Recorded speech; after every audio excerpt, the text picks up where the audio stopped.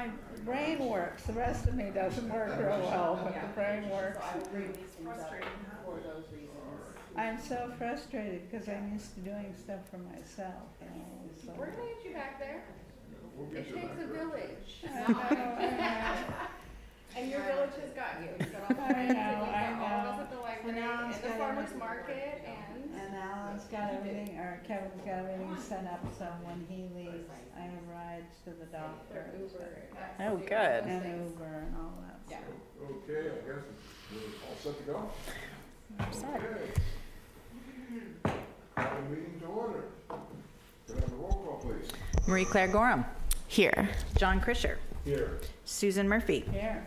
Phil Pardue. Here. Mary Jo Williams. Here. Thank you. All right, we'll have the Pledge of Allegiance.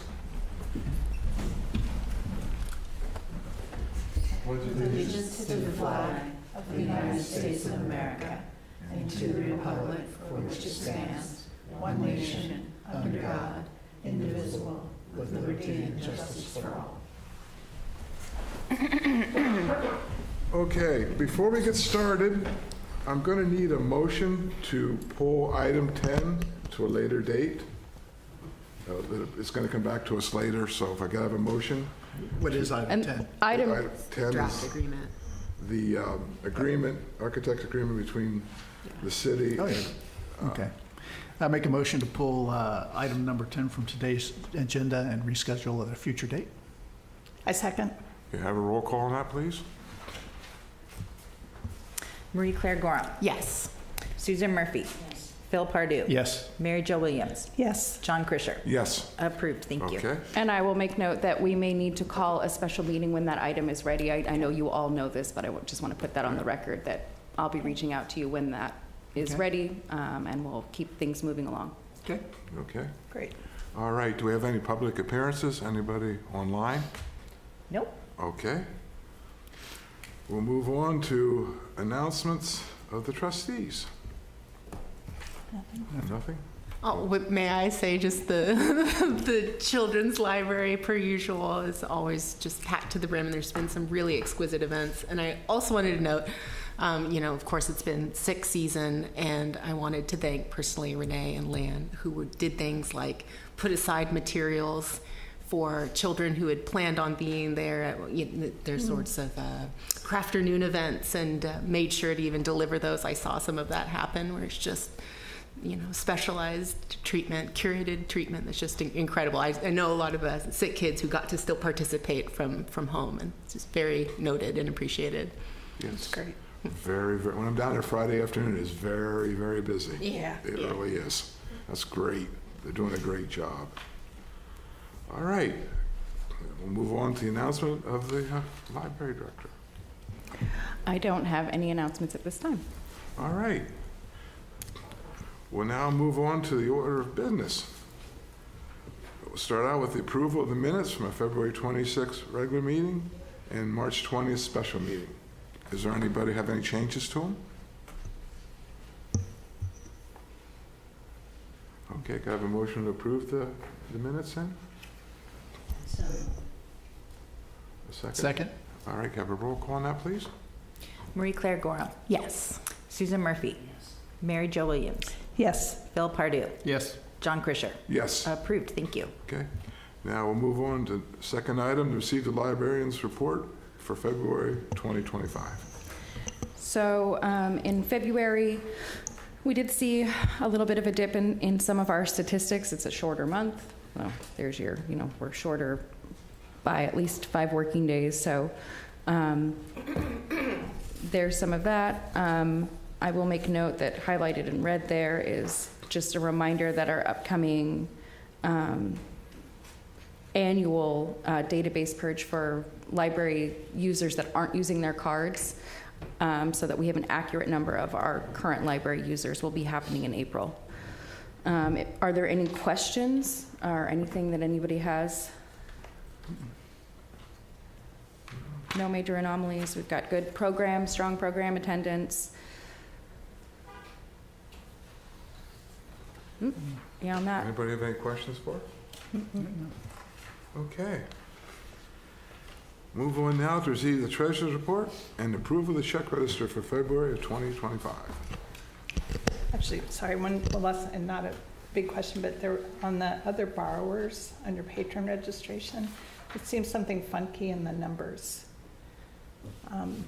It says year-to-date, 5,377. Last year was only 655. There's just, I think it's just a typo. but- believe it is. Yeah, I believe it is just a typo, and we'll Yeah. correct that Good so that catch. it's Yeah. accurately reflected in March. Okay. Thank you, Mary Jo. yep. Treasurer's report, yeah. Yes. Okay, great. I would just say that the spending is under budget across the board. I feel like that's a classic characteristic. And I would say we're frugal and focused going into this year. So, looks great.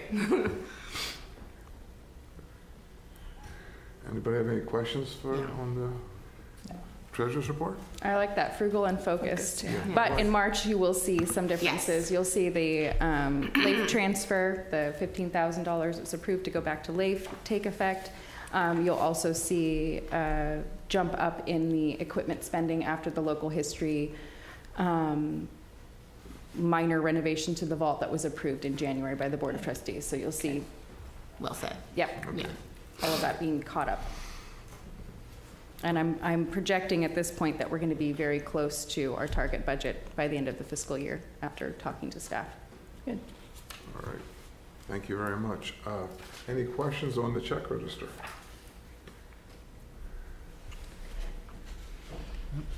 All right. Could I have a motion then to approve the check register? I so move. I'll second. Second. Okay, have a roll call on that, please. Marie Claire Gorham. Yes. Susan Murphy. Yes. Phil Pardue. Yes. Mary Jo Williams. Yes, John Krischer. Yes. Approved. Thank you. Okay, thank you very much. All right, we'll move on to receive a report from the Carmel Public Library Foundation. Alex? Good morning, everyone. Morning. Alexander Fallon here. We're looking forward to this next week's city council meeting, hopefully get the project agreement approved and the architect agreement thereafter. Tonight we have a fireside chat at the library, media ethics and dialogue across boundaries with Dr. Patrick Bélanger. And he's a CSUMB professor in communications, and he provided a talk last year, did a really great job, so we're looking forward to that. It's been sold out almost from the beginning of that. So, and then next week, I really hope you can come, or please spread the word. CPLF is teamed up, partnering again with CUSD, the Carmel Unified School District, to bring a media literacy program. And Professor Jevin West is coming from the University of Washington, and he is with the School of Information there, and he is going to be responsible for probably putting all of the media literacy curriculum together for the state of California, K through 12, and so it's really important. And we have a student assembly with them at 10:30 for 11th and 12th graders, and then that evening, which is April 3rd, at 6:30, we'll open the doors to the whole community. And so it'll be at the theater at the high school, but it's really important, good timing for that.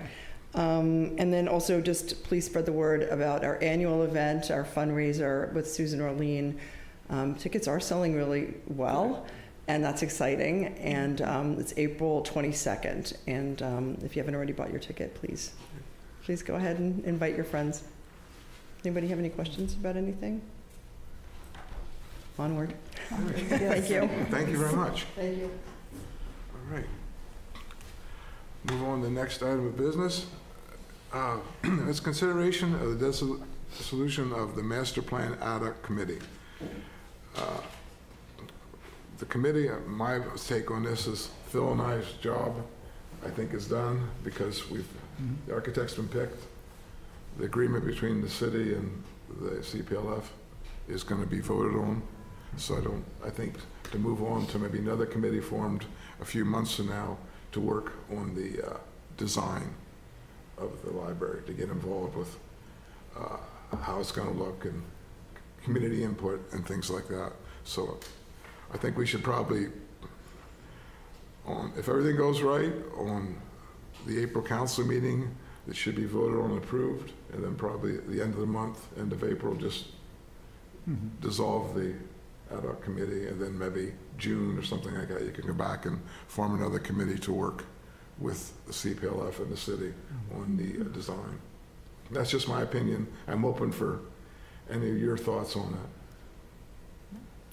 That seems reasonable. I mean, it's, that way you can figure out where we set board-wise and all that, and make it work. I guess I would just ask Alex and Marcy, do you see the work of that? Have you disbanded that committee, the architectural selection committee, now that, so there really is no further meetings or anything planned? So, yeah, it seems very reasonable. Yeah.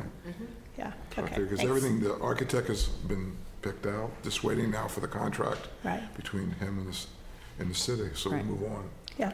Hopefully the Makes sense. project 2028 will be all finished and everything will be up to date. I guess my only comment would be whether you end it today or you end it at the end of April. I'm not sure it makes much of a difference. Well, And that's if there- why no I opened up for, Yeah, I'm just one opinion, there's, This was something I had on our slate and our list to do that had come up during the last two meetings with regards to the master plan ad hoc committee reports out. So if we want to wait until April, we can continue this item to April, or you can make a motion today to dissolve the ad hoc. right. No, I was just responding to making a motion today to have it end at the end of April. What I'm saying is you make a motion today to have Yes. it end End today. today. Sunset, Yeah, yes. makes Whatever- Either way, it's at the pleasure of the board. whatever the board decides to Right. do. I just give my opinion, Yeah. but like I've told you many Right. times, I'm only one voice, and four of you have very good ideas, and, well, I'm just not sure you expect everything to go through as planned at the next council meeting, so that the point's kind of moot. And if it doesn't go through, I think it would require the whole board of trustees maybe to get involved, not just an ad hoc committee on a very short notice.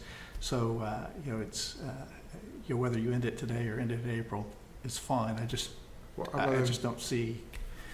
we could just end it in April, the end of April, Okay. and then have in the main, what do you think?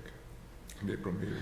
I think that you could leave it off the April meeting agenda and just say, make a motion today to dissolve the ad hoc committee effective April 30, 2025, just in case there is something that comes up in the interim. I doubt there will be. That item is on the city. I put the item on the city council agenda myself, working on the agenda packet yesterday, so it's going through.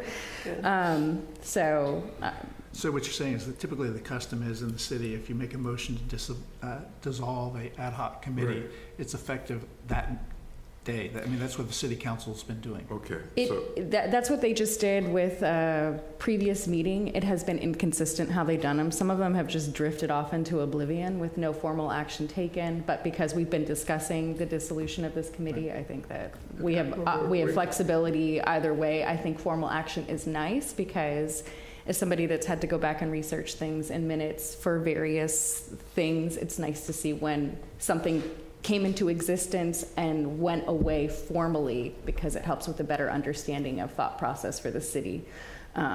So we can just make a motion today to have it end on the 30th of April? Yes. yeah. And then that'll be fine. that'll be fine, and then we Okay. can form a new ad hoc committee for design-related things in the future, at a future date. Yeah. And maybe at that time we'll know for sure, our next meeting, Mhm. what's going on. And it covers the adoption of the contract with the architect and Yeah, anything all else. So I think that would be a good move to make the dissolution date the end of April. Okay. All right. Do I have a motion to do that then? I so move that we, I second. Okay, can I have a roll call on that? Leslie? Marie Claire Gorham, Yes. Susan Murphy, Yes. Bill Pardue, Yes. Mary Jo Williams, Yes. John Krischer. Yes. Approved, thank you. Okay, thank you very much. Well, and thank you to you too for being part of that committee and the hard work of the last several months. And I echo those sentiments working Yes. with the ad hoc committee. Interesting times. All right. Let's move on to receive a report from the Library Relocation Ad hoc Committee. And another committee that I want to thank for their hard work. Yeah, it's a lot going on. Very hard work. I have mentioned in past meetings, and thank you to Mary Jo for writing up these points that are included here in the staff report. We have identified a location that we think has really good potential, but we're also still investigating other options with a library renovation where we could potentially locate library services. And with that, looking at with whatever space we choose, including important factors like what are potential improvements that need to be made to this space to make it workable for the library, including physical upgrades that may be needed or IT infrastructure that's not currently in place, shelving and furniture needs. So it's, as Marie Claire stated earlier, we are frugal and focused. So what can we repurpose in the library that's on wheels already that we can take with us, or shelves that can be split? We up until the pandemic used to actually have a bank of shelves that was 7 or 8 feet high, but it was actually 2 shelving units that had been drilled together that we had repurposed. So we're looking at everything every which way so that we can save costs where we can.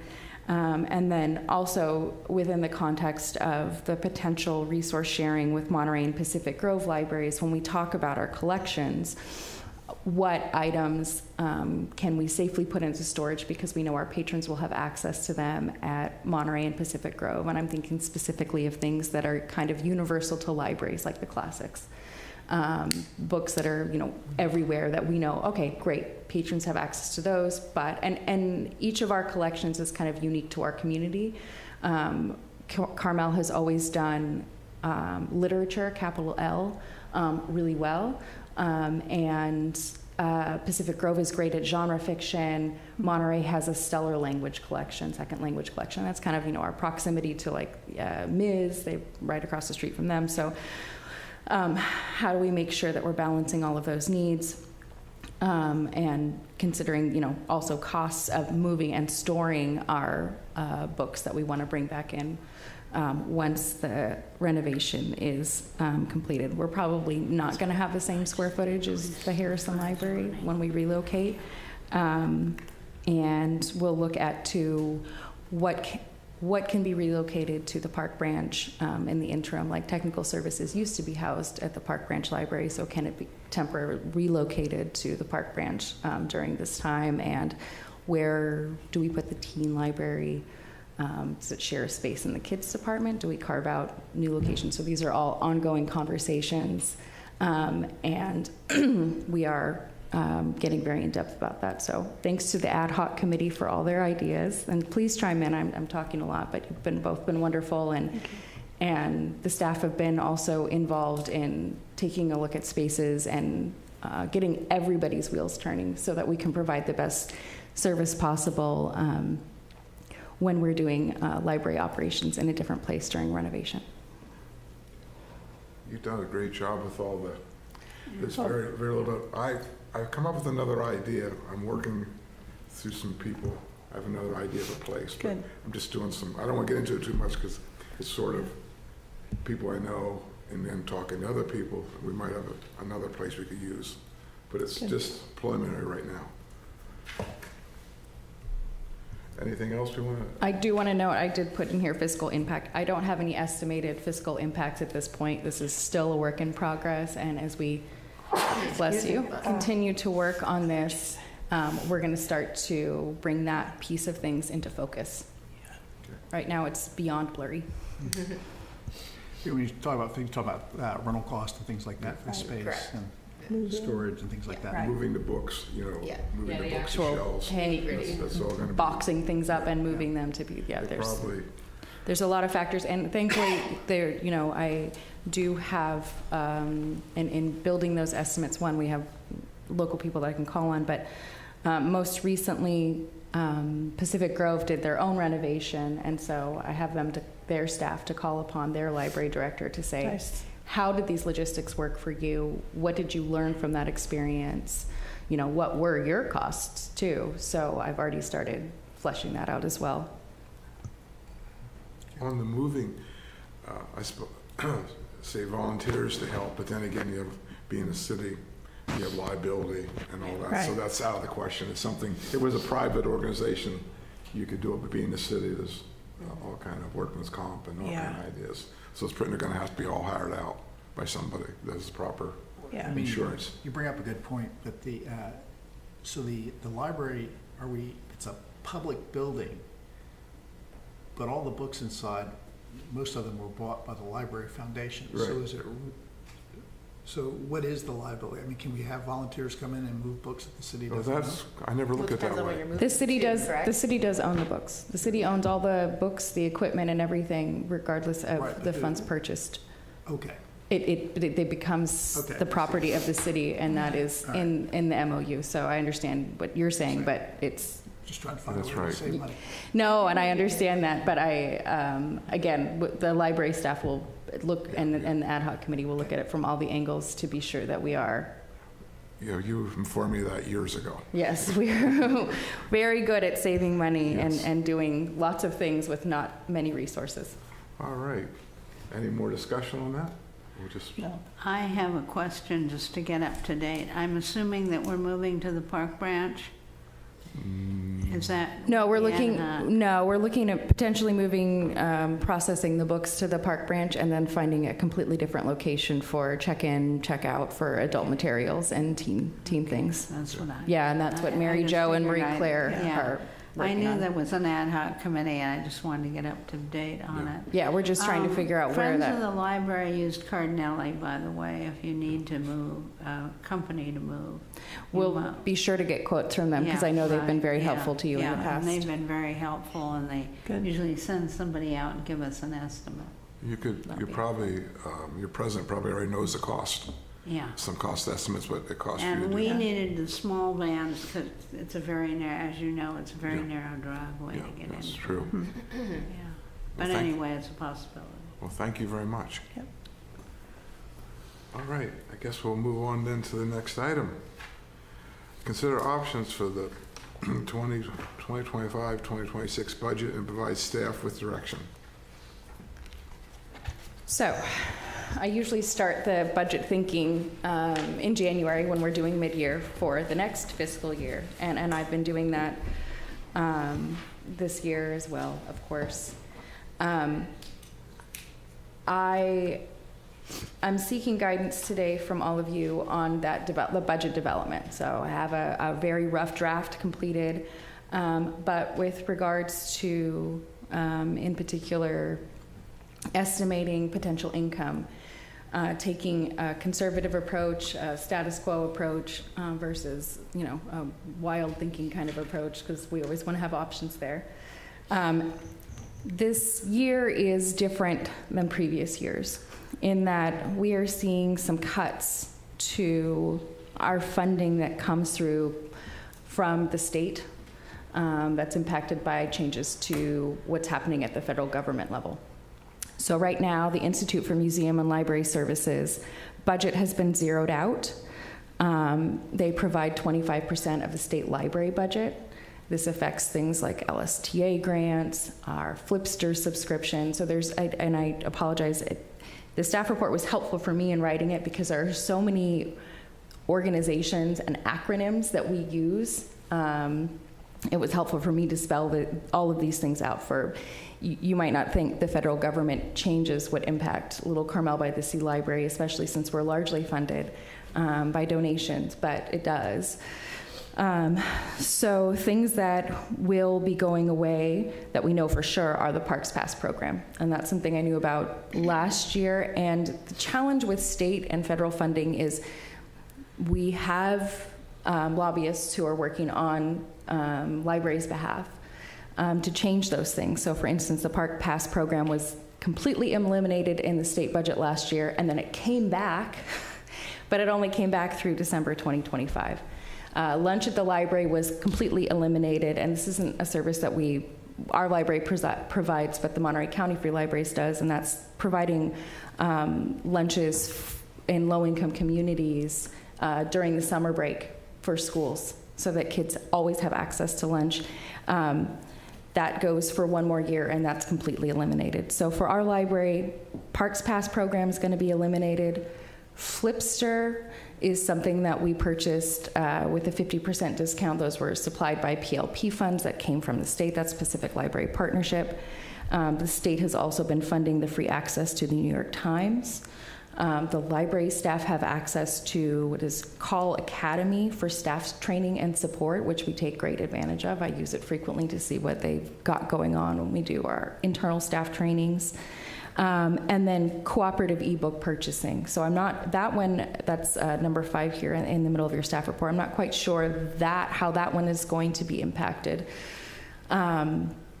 because we do use funds from the state for consortium purchases. It doesn't mean that we can't continue to purchase ebooks ourselves. It just means that we're not going to, in addition to that, we're not going to have a consortium purchasing on our behalf. So that shrinks the breadth of the books that patrons could have access to. For Flipster, for us to cover the entire cost for the year would be $5,000, and that's a increase over what we've seen in previous years. And if we funded, and I'm taking parks passes and putting it to its all the way logical. We have 39 park passes for circulation.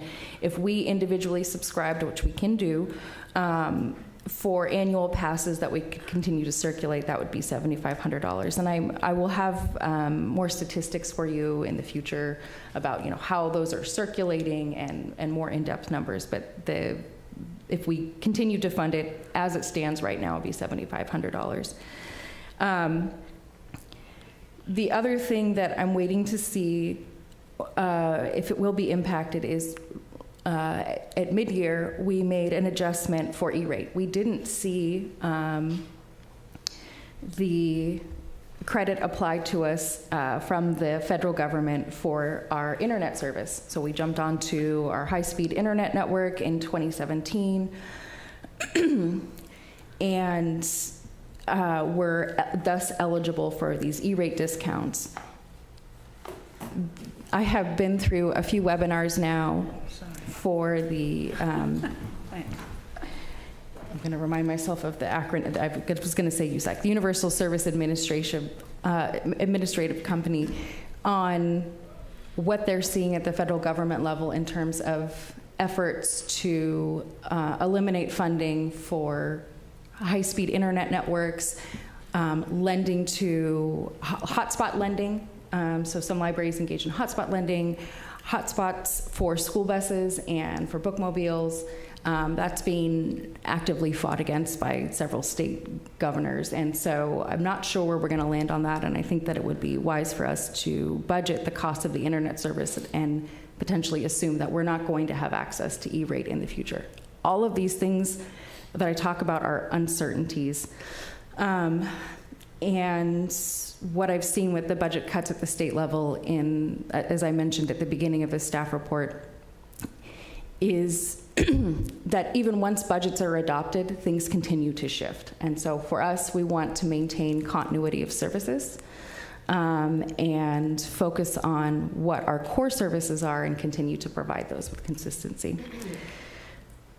Interest income is something that we have discussed at length over the last few years, and so I put a chart in here that kind of tracks where we were with the actual interest income versus what we budgeted.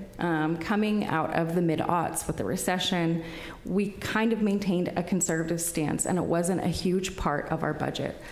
But then we began to see increasing interest rates and increasing funds, and the line of thinking from the Board of Trustees was spend that money on library service while we have it, but it still remains tricky to estimate. You can see, I'd love to go back and look at the interest rates and try to be as absolutely accurate as I can, but with the exception of 2020, 2021, that was probably my closest year. With the estimates. And so, and it's, again, I don't know that I'm a bad estimator so much as lots of things have been happening in the world, but the board may want to start taking a more conservative stance with interest income, not knowing what's happening with the rest of our funding. So I'll turn it over to the board now for some discussion. The options, as I mentioned at the beginning, are, return to conservative estimates for interest income, do a little belt tightening, which I have done in my preliminary budget, with relatively little impact to collections and programs. So little tweaks here and there, mostly to equipment purchases, because we've done such a good job over the last few years of replacing old and outdated equipment and making some upgrades to facilities and things that needed to be done. And to factor in the increases for keeping Flipster going and paying outright for our high-speed internet for both buildings.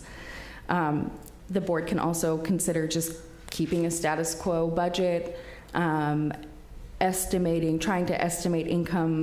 interest income in particular. And I haven't mentioned the Friends. They've done gangbusters work with the new model for bookselling. They're optimistically estimating potential $40,000 in revenue, and we were conservative last year, and they provided us with an additional $8,000 above what I estimated conservatively. So we can take their optimistic estimate, or we can be conservative there as well.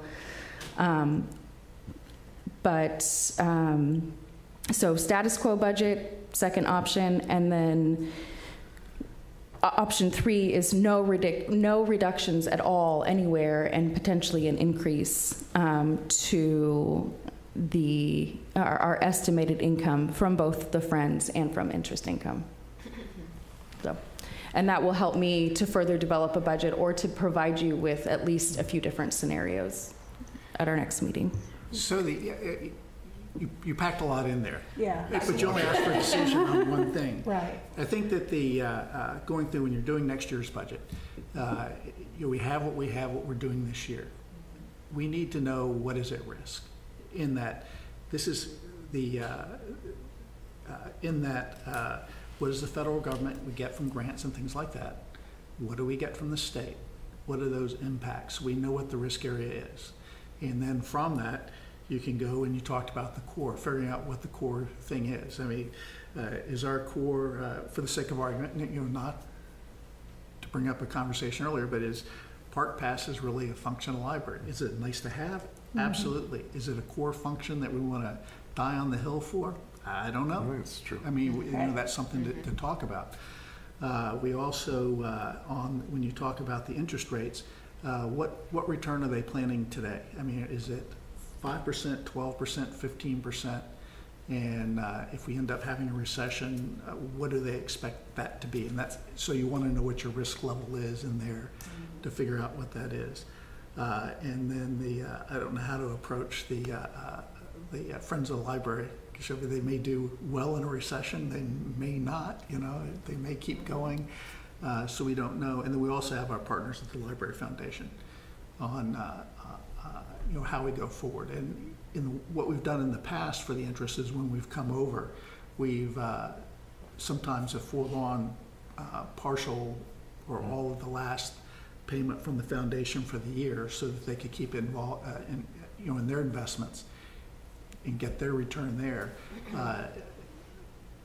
So that's what we decide to do in partnership with the foundation. That leads you down one path with the interest rates, if we need to spend it now. But that part of that is going to be, what's at risk? What is the potential unfunded bill that we're going to have? What's the core resources, so you can define that, and then look at the income streams after that. Right, it's like we're mixing both expense and income, but you only asked us about income, right? And I think, so for me, when looking at the Parks Pass, Flipster, New York Times, the college, what are you have some of the costs of that, but what we don't have is the utilization, particularly like for Flipster. I don't know how many people actually use it or don't use it, so it's hard to make a decision on, we know how much it costs or would cost us if we had to pay for it, but is that a big problem for us if we don't have it? It brings us back to our hoopla conversations, right? What are the alternatives? We have the hardcover magazines in the library. Is that good enough? Or do we really need to provide that? Does Libby have any of that or what? I don't know the answers, but those are questions that come to my mind. And the Parks Pass, same thing. Do we need 39? Do we need 10? Do we need any? I think we need more information. So that's the money that's kind of at risk for us, and we need to calculate what it is and then decide, do we continue them or do we cut some of them back?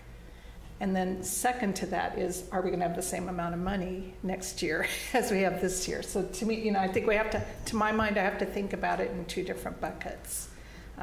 One is, do we have to calculate that we're going to have more money required to meet the same needs or adjust the needs? And then where's the money coming from? So if that makes sense. And I don't know how to answer the interest question. I don't know. You also have the master plan that I think is next down to talk about. So as you go through the master plan on services, the library, that goes into your core discussion also on as you go forward for the next however many years in the master plan. Is the core consistent, or do we need to modify that over time? Yeah. And when does that start? Does it start next year or the year after? And that's part of the budget discussion too. Right. Yeah. I think right now to make any kind of decision is going to be tough because, as I talked earlier with Mary Jo, I think it's going to be October till you really know what cuts you're going to take. Because we really don't know right now. Every day, if you read the paper, something else is being cut. Yeah. So we really don't know where we're going to stand. Yeah. Right now, we make a decision on this is where we're going to be. Interest rates, they could go up, they could go down. Some other things we're getting help with. Tomorrow, we might realize, oh, that's being cut. So we're really going to be in a very position of flux because we're not going to know. We're going to put a budget together the best we can with the thing, but in October we could find out, wow, are we in trouble? And not even... I agree. Those are all great points. I think that we can we can understand what the risk is. If we put it down as where the federal government, we get grants, this is much of the budget. Right. If we get it all, great. If we get nothing, Right. that's the risk. Yeah. The state, if they cut all the state funding out because it's going someplace else, that's the risk. If we get any more than that, that is great. But, and then if we start getting less, what are we going to get rid of in a prioritized manner? And to think about it beforehand rather than having it in October come and say, well, we were wrong by $50,000. Yeah. Now we've got to make the cuts. I think that we can go now and have thought through the process ahead of time so that, if we get the cuts, we know how to modify, and then we know what to ask the foundation for, because this isn't a one-sided thing. Right. And the foundation gets a vote through our MOU and partnership too on what they provide in funding. Yeah. And I don't see how we can ask the foundation to help us if we can't articulate, having gone through very methodically, and then be able to articulate what the impact is in the community and either why we can get rid of it, because we owe that to the community if something goes. Or to the foundation, why it's important to the community to keep funding this and why we need extra money to get that funded. Because they have a board they have to, and donors they have to respond to also. So we need to be very thoughtful and articulate and to be able to justify the decisions we're making. Because, we've never had to do this before. The foundation's been very generous. The money comes in, we underspend every year, and it's all good. We may not be there anymore. And I think that we can think through the process over the next couple meetings, and then so that as we enter into the new fiscal year, there's a very considered method of how to address the problems as they arise. Ashley, is there any way that we can find out what percentage of our budget right now is funded to the federal plans? In other words, if we knew trickle down, that yes. 25% of our budget is out there to be messed with, that would give us a base we could work, right? Yeah. Do you agree with that? I mean, we say 25% of our funds are at risk. Correct. So maybe we could all together and try to figure out, work with the CPF and explain in the community, this is what's happening. And 25% of our funds are at risk to keep these programs going. We really don't know what programs they're going to be right now. We have a little bit right now of what's going on, but like I said, every day I read the paper, something else is being cut. So I don't know interest rates. I remember This is- we had this is meetings that helpful we were only, direction we were only getting for how to $1,000 or something. Remember those meetings we had? That our interest was hardly anything. We're trying to figure out what to do. Now we're getting good interest, but it could go back the other way again, and we have. Right, typically, we were always getting more interest in than we expected because Yeah, we were so but- conservative. In Nearly 20 double, correct? Right, well, in 2021, that was when they had that pandemic started. Yeah. And in March, the markets all went down. The rates cratered in that year, and so, being conservative worked. Right, 2017, 2018, it was 2018, 2019, they started to tick up, and then 2019, 2021 was that huge jump up, because I went Right. farther back than this chart shows on. Right, and so you have the rates now, and there'll be some idea of how, if it gets bad, how bad it'll get. Yeah, that's. And- Right, and that- because and we that's have what you those budget to. interest rate charts for what that looked like for us, again, around the last recession, if that's somewhere that we're headed. And are there other areas that are at risk that you haven't identified that we get funding through the state or feds? At this point, no. No. Those were the big Okay. ones Okay. that I identified at this point in time. But again, it seems like I get, just as John said, I get emails every Yeah. day from the state library that says, oh, now this one's, so Yeah. as of writing this staff report, this is what I know Okay. to be at risk in terms of our services. Okay. And the other resource that we have is the foundation does have a financial folks over there working for them, doing investments and things like that. They will have an opinion on where the interest rates could go. Yeah. And That's that information would be interesting to have, just for the planning, because, that helps you know. Right. Oh, absolutely. Whether it's there through the Merrill Lynch or the Monterey Investments, whoever, right, as they go through, they'll have a pretty good idea of what they're telling their clients on. And we factor that in for the Yeah, risk. that's true. It could be, this is your range. Where do you pick? Where do you feel comfortable picking your interest rates from that? Right. And I think the conversation around core services is important to have, and we'll see that in the next staff report with the strategic plan, because it takes into account potential relocation of services for what is important, what we think is important to our community in terms of our services. And so on in both camps, it's really important for us. And this is a conversation that other library directors and I have been having in the face of these cuts is what's nice to have and what do we have to keep going for our communities, for our patrons. And we can bring it back later. It's nice, but these are our core services. Should we really come up with what's our core, what we have to keep going? Oh, absolutely. And then we I figure think- what that would cost us, that core, and use that for our budget, of the analysis. Because some things are a little extra we could do without, but we want our core services, so that we make sure that was budgeted properly. Right. Well, I mean, you have the core is what you'll die on, go the hill and die on for. I mean, this is the line that you're just not going to go any further. Then you have the others are a priority ranking of services that the community would like to have. Yep. And so you budget for what you want. The core is what you defend. Right. And so I would not budget to the core. Well, and I think would what's. budget to yeah. what we want the library to be, and the core is how far we can go before we no longer have a library that's useful to the community. Right, and so this next fiscal year, we're kind of in a middle ground area where we might have to cut some of those things that aren't core, but are nice to have, but we get to keep some of them, but that's where we will land, and I think that Right. will be forthcoming in future discussions. Well, I think it's a little tricky, and correct me if I'm wrong, but we don't budget for the Parks Pass, right? There's nothing, is there anything in our budget for that? So I think these are things that would be added to our budget.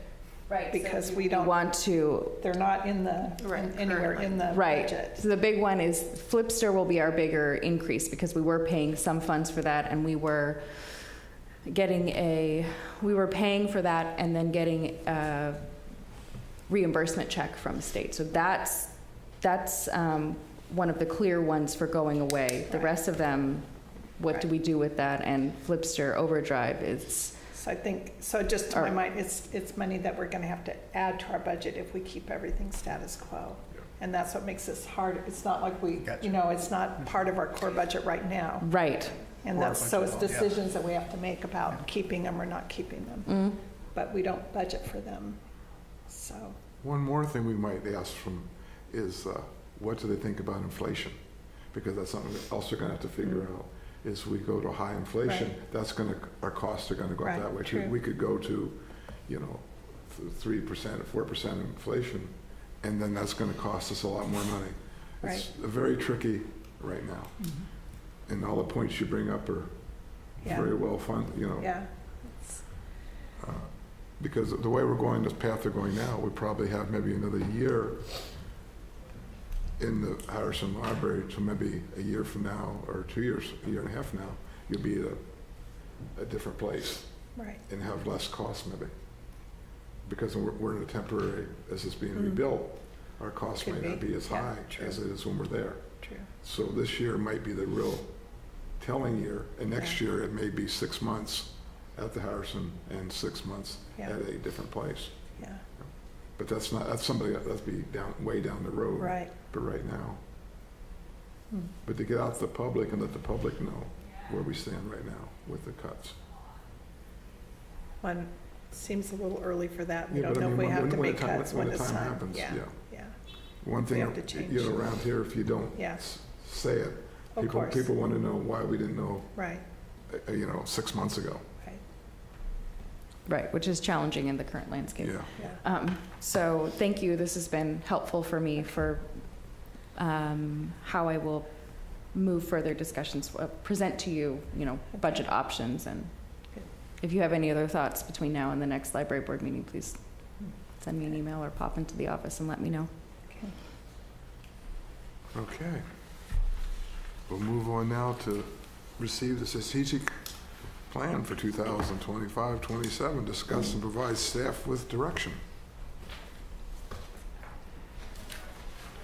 So speaking of core services, here is our draft. This is a draft of potential strategic plan for 25 through 27. And I want to thank our strategic plan committee. That was Mary Jo, who was appointed to that committee, Sherry Williams, one of our community members, our library staff, Jeanette, Renee, and Katie. And then we had a river school teacher, Annalise Bond, Missy Jensen, also a community member, and then Kim Stemler from the Carmel Foundation. It was a very dynamic group. We had some great discussions. We met 6 times through October through December. We covered a lot of ground in these 6 meetings. So we talked about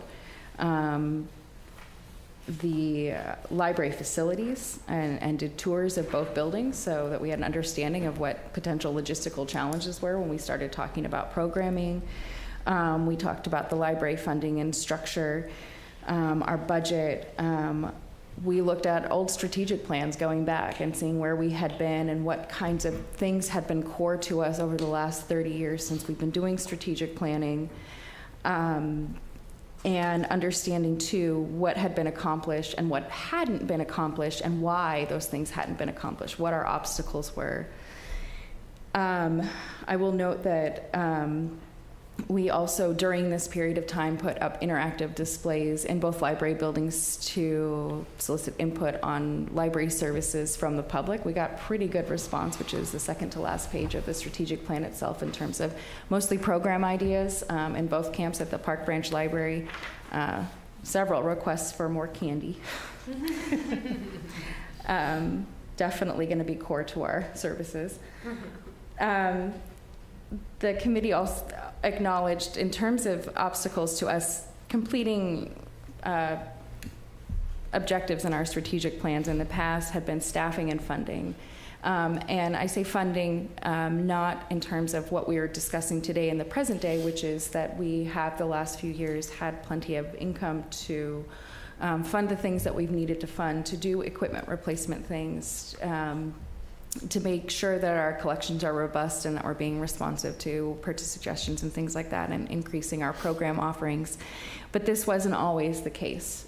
When I began working here, In 2012, it was sometimes the library director had to make a choice. Did the local history department get new shelves, or did the reference department get new shelves? I mean, we weren't always where we're at. So funding in the past used to be more of a challenge. With staffing, the pandemic slammed us pretty hard. I mean, most of our staff were laid off, the part-time staff, and it was a slow build back. We had also several key retirements. And we still have vacancies, and if we don't have people to actually execute the things that we put into strategic plan, it slows us down. That being said, we accomplished a remarkable amount in our last strategic plan despite the pandemic and staffing shortages.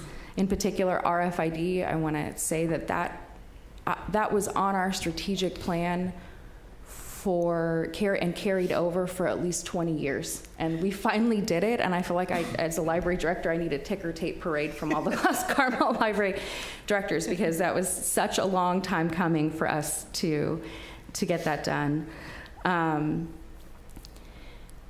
We talked about the place that the library serves in our community, and one of our big assets, I think, with strategic planning,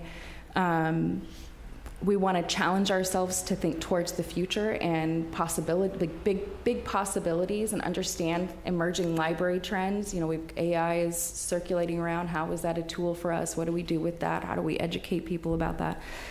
But also to understand that one of the things that the community has valued about us, and we did surveys of the public maybe about a year ago in terms of what the community is looking for from us, which is our constancy over time. We're always there for everybody, and the big changes that can unsettle people, unsettle communities, we're not doing those, because we're doing slow, incremental change over time and being responsive to our patrons in real time, or at least trying to hear what they want in terms of programs, shifting collections around, pulling the mysteries out of the fiction section. That was something that we had combined all of the genre fiction in, and there was enough outcry from the public that we separated those out, and our mystery lovers are very happy about it. So trying to do those things and be responsive to our community.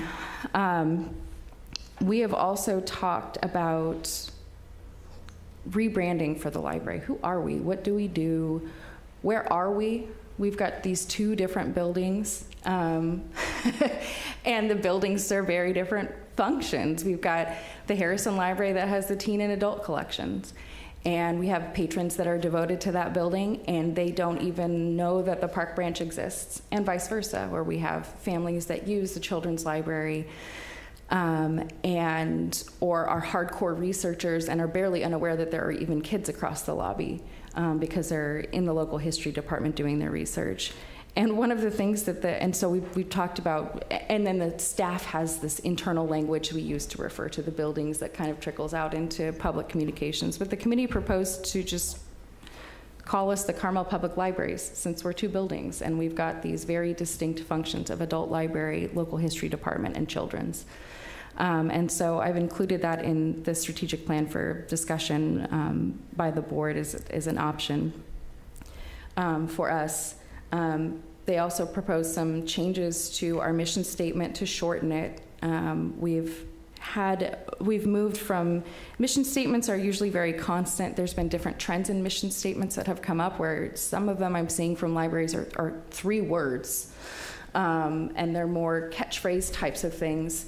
We've gone over the last 30 years of strategic planning for having almost a half-page mission statement to the proposed short sentence that you have here in front of you today for consideration. We did carry over the 3 goals with some wordsmithing that we had in the previous strategic plan, which is to be a center for learning, enjoyment, and community connection is goal number 1. Goal number 2, innovate to support equitable and inclusive access. Goal 3, maintain operational excellence. And we added a 4th goal after some discussion, which was to improve the library's environmental sustainability and resilience to climate change. And that one came up because of our increased activities and response to the need for a warming center, charging center during times of power outage, because our community hasn't had a space like that. And so what could we do to meet that need? In the actual draft plan itself, I included just kind of some visual metrics for what things look like, the history of our buildings, because I think that's important for people to understand when we start talking, and in particular about sharing who we are and what we do. And then we can go into looking at all of the specific actionable objectives that are proposed in here.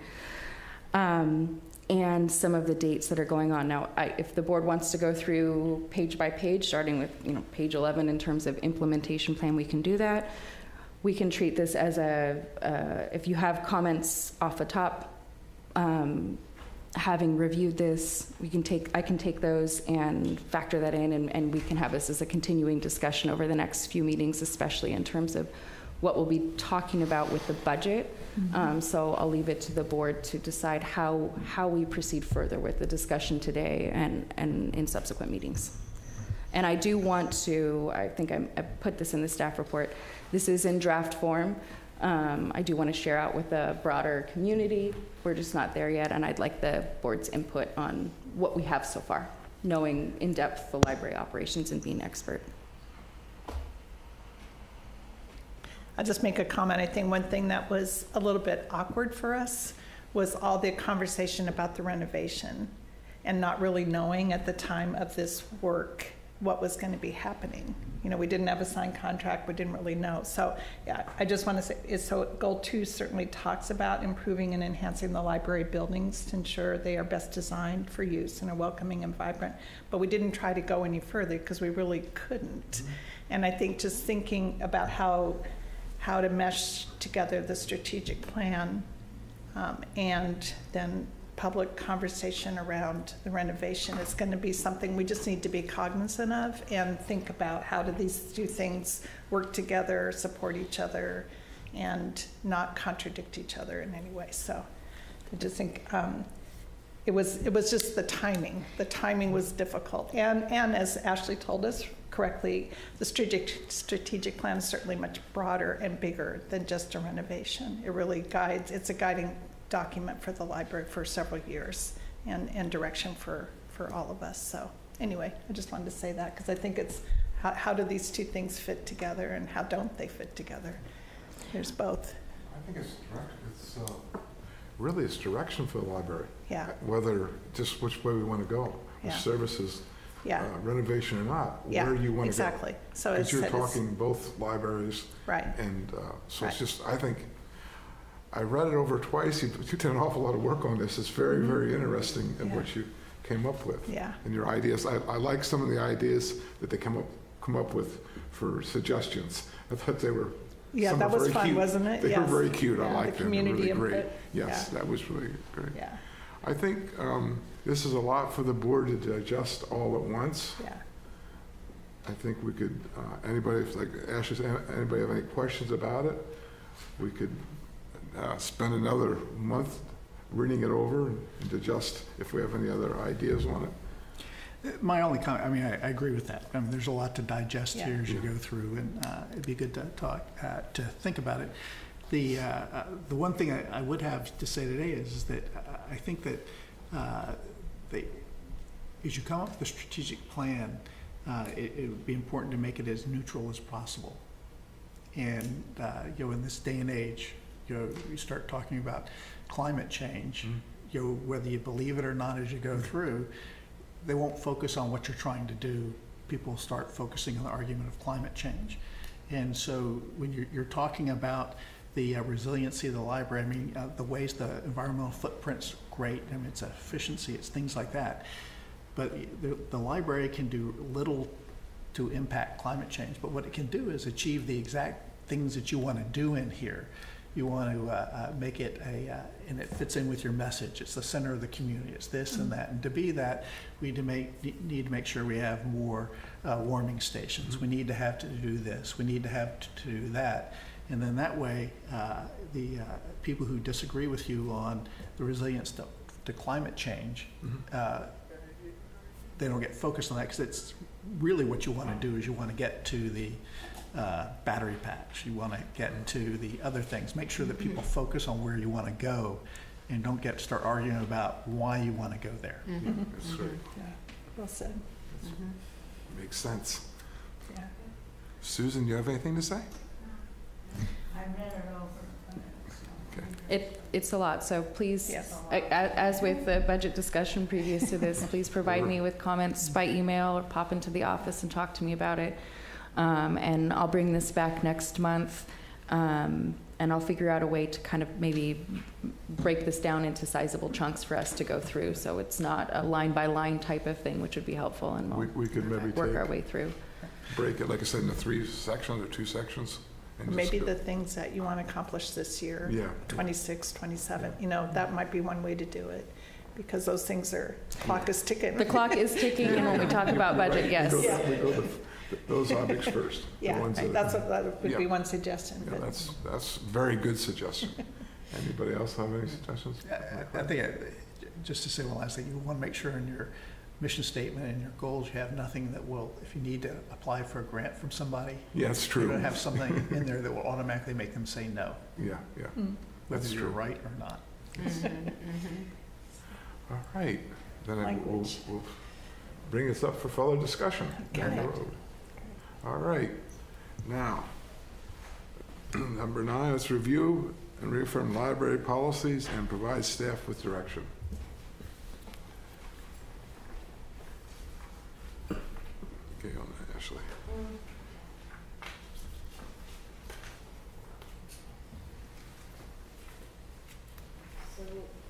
Lots for consideration today. We discussed earlier this year reviewing all of our policies after having looked at our collection development policies. So here before you today are 4 policies for review: our fine-free policy, donation of books and other materials policy, our cash handling policy, and the library finance policy. And number 3 and 4 have a lot of overlap. Fine-free policy and the donation policy less so.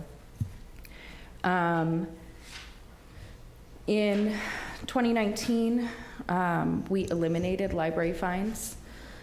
This is something that many libraries have done, even more libraries have done since the pandemic, to eliminate barriers to access in terms of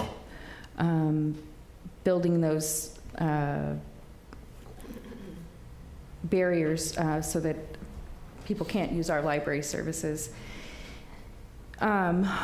We evaluated this from the perspective of what is our financial impact to library operations overall, and going so far as to record the length of time it took for staff on average to have an interaction with somebody about a 50% fine, whether they were just handing over the couple quarters or they wanted to have a half an hour angry fight about it and escalate it to a manager or the library director. So overall, there have been no adverse impacts with regards to our hold wait times. That was another big concern.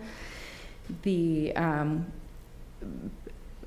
people who aren't going to return books on time aren't going to return books on time, and they know they're not. I can't count how many interactions I've had over the desk over the years with patrons of, your book is due, I'll pay the fines type of thing. So it didn't necessarily change patron behavior one way or another. And I would say that one of the things that library staff had reaffirmed for them during the pandemic was how conscientious that people are and how much they care about returning their materials. I have had people call me from Denver. I had somebody I was talking to who was visiting family, had a broken bone, couldn't get back, had a library book. They were incredibly concerned about getting it back, and It's cute. Yes, it is. I don't recommend any changes to this policy at this time, bringing fines back or anything like that. This has been a good service that we provide to our patrons, and again, they're very conscientious and get things back on time, and we keep good tabs on our holds lists to ensure that we're meeting community needs. Any questions about fine-free policy and those actions the board took? Prior? No? That's good. No. It's just, Just give me direction if there's any changes you want to make. Donation of books and other materials policy. This came into existence because we have space constraints at our buildings, both of our buildings, in terms of being able to accept large-scale donations. Some libraries do have their Friends of the Library in-house. Having worked at Monterey Public Library in the olden days, they had a basement, and that was where a lot of the Friends books went. Same at Pacific Grove Library. We don't have that, especially at Harrison Library, which is why specifically this policy came into existence. This policy clarifies that we as staff, our policy is to send all book donations to the Friends of the Library. And to send them to the book room. We do accept donations on occasion on a case-by-case basis. Sometimes we have an author visit, that type of thing, which makes sense, and we have their book in our collection, especially since we are fortunate enough to have the foundation and their large-scale programs. I don't recommend any changes to this and want to continue to encourage all book donations to go to the Friends of the Library, especially in light of the fact that that is becoming an increased source of revenue for the library between the farmers market, the book sales in the Park Branch lobby, and the book room itself over at Sunset Center. No changes? No questions? Okay. So on to the cash handling policy and the library finance policy. One of the changes that we made to this policy back in 2022, and this was coming out of the pandemic, was to say that prior to the close of the fiscal year, if it was anticipated that we would underspend our budget in an amount greater than $5,000, that we would notify the Carmel Public Library Foundation and request that the executive director reduce the fourth quarter distribution. We didn't take, this was the first time we've ever not taken a distribution from the foundation, and that was in 2020 because we were solely online services only. The execution of this is in practice actually ended up being tricky. So one, we actually expended the funds, so we haven't needed to do that since we adopted the policy in 2020. And then the timing of the disbursement checks and the understanding of our underspending don't time out the same way, because the fourth quarter distribution check usually comes at some point during the first quarter of the next fiscal year, which makes sense, but there's this overlap in how these things work. So rather than at the beginning of the fourth quarter. So anyhow, I'm recommending that we remove this and maintain the option, and we can put language in both the cash handling policy and the library finance policy, since they both speak to the investment of funds, to do what we did in 2020, which is not to take a disbursement from the foundation, or if something big is going on, that we tell them, hey, guess what? We know in the third quarter or at the very beginning of our fourth quarter that this is happening and it's a situation out of our control, that reduce it by large dollar amount, but otherwise that we continue to strive to expend all the funds that we budgeted, as we've been successful at doing the last 3 fiscal years.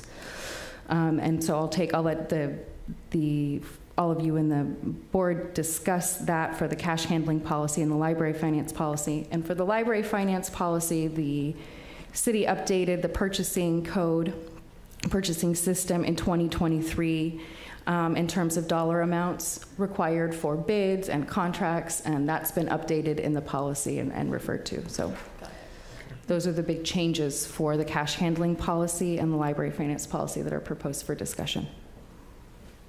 Anybody have any comments on that? So we still have the option of working with the foundation if we come in over on interest or unexpended. I mean, how do you make that right? I mean, I understand that the payments don't line up. I mean, there's things in there, but it doesn't remove our option to do that. It just It doesn't, and so we can leave the language in there as is. The language can be amended, but we're not precluded from doing that. Even without the language, that's what you're saying. Remember all the discussion we had about that, Phil? we first brought that up, because we weren't getting any interest. Our interest was very low in our funds, so we decided that part of it was the foundation was getting a lot better return on the money. Oh, It was well, better for them to have the money than us have it and put Right. in our funds. I understand that. I was just wanting to make sure I understood what we're taking out here and how that would work in principle, and that you would come to the end of the year, we have excess funds that we haven't spent, and there was a discussion on we've not had the fourth quarter distribution from the library foundation so they could invest it. 'Cause, I Invest mean, better than we could invest, yes. And so how does, which seemed to work fairly well as it went through, and so have I been misunderstood? It hasn't been working well, or we still have this option, or how does this? We haven't- make it We've had our funds to get back. We haven't done it. So prior to the pandemic, what we did was any unspent income went back into LAIF. That was transferred into LAIF, and it wasn't until we got to the pandemic that we didn't accept the fourth disbursement from the foundation, again because we were online only.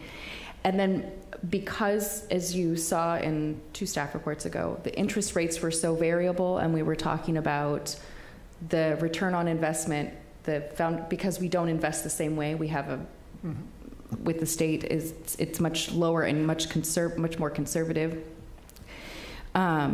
Would it be better to, if we had unexpended funds greater than $5,000, just tell the foundation, hey, for this fourth quarter disbursement?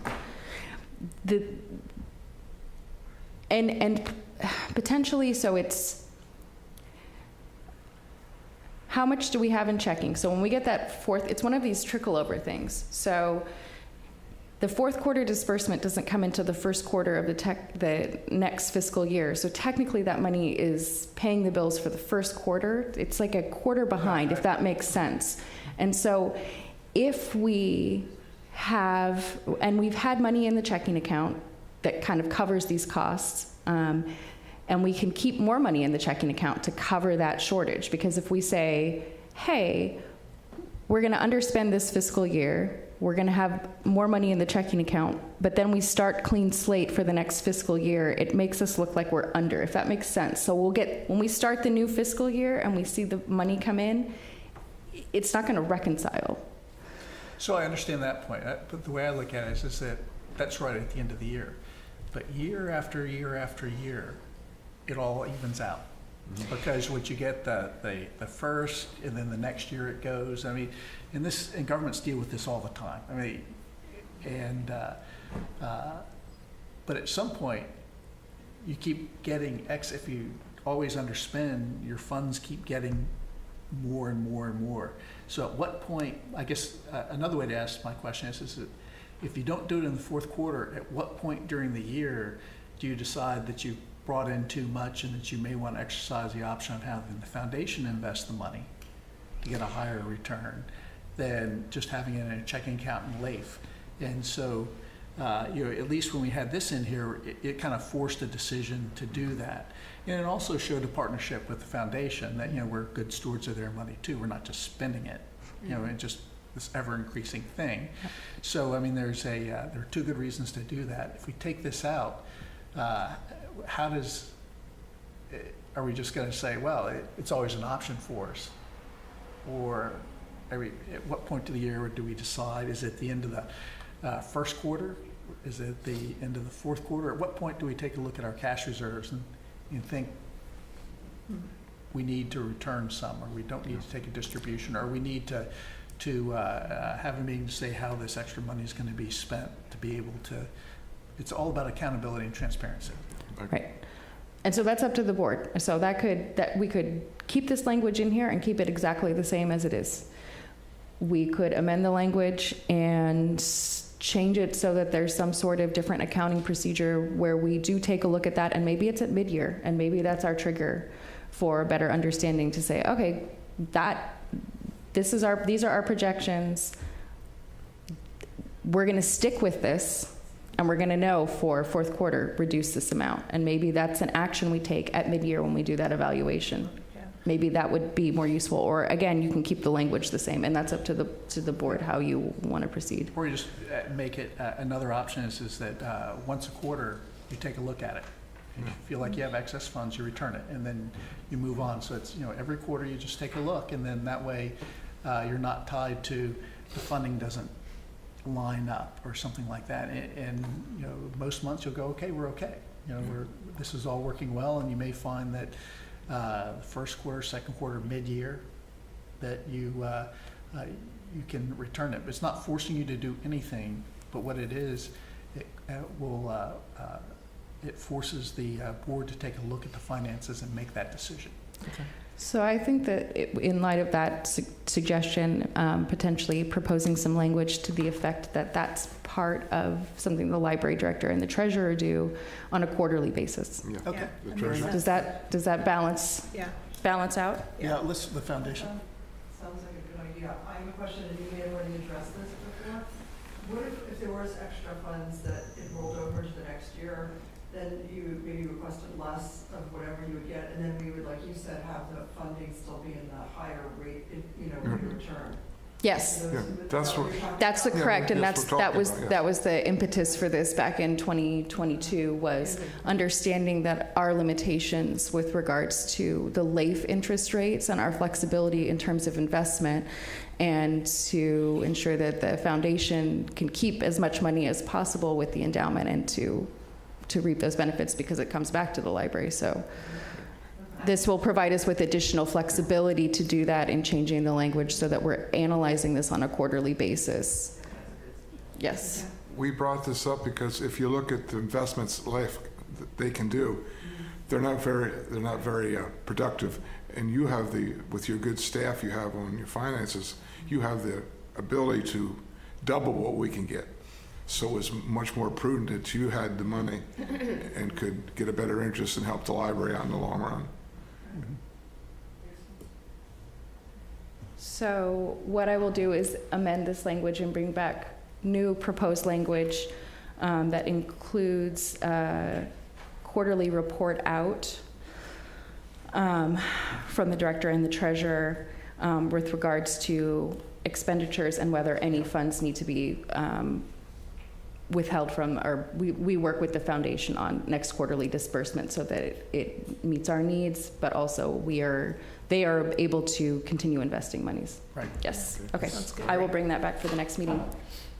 And for any questions or anything on the purchasing system with regards to the city? No. That's standard, Yes. very much standard in business. So Ashley, you had mentioned something around the donations of the books that had to do with the local history department. Do we need to talk about that, or? No, I will. No? I have Okay. a proposed slate of how we're doing our policy review, and Okay. we'll be looking at all of the local history department Okay. policies in June collectively, because you that just had is. this underlined here about under the donation. Yes, local So- history has its own separate collection Okay. development policy because it is a unique department that Right. operates a little differently. Okay, I just want to make sure we didn't miss it, that's all. No, thank you, Mary Okay, Jo. thanks. All right. So future agenda items? Yes, that's going to be just no more discussion. We'll have anything for the future? Want to bring up anybody? No, we'll have more strategic plan discussion, our next round of budget discussions. I'll have the cash handling and library finance policies back with the new language for approval by the board. In addition to, I think I have another 5 policy updates recommended for Okay. our review for next meeting. Great. Good. And I will bring up again stress. We'll have to probably have another meeting on short notice, so Okay. everybody be aware that that's going to happen. Okay. All right. Anything else? I think we'll adjourn. Thank you very much for your time today. Yes, thank you. Thank you.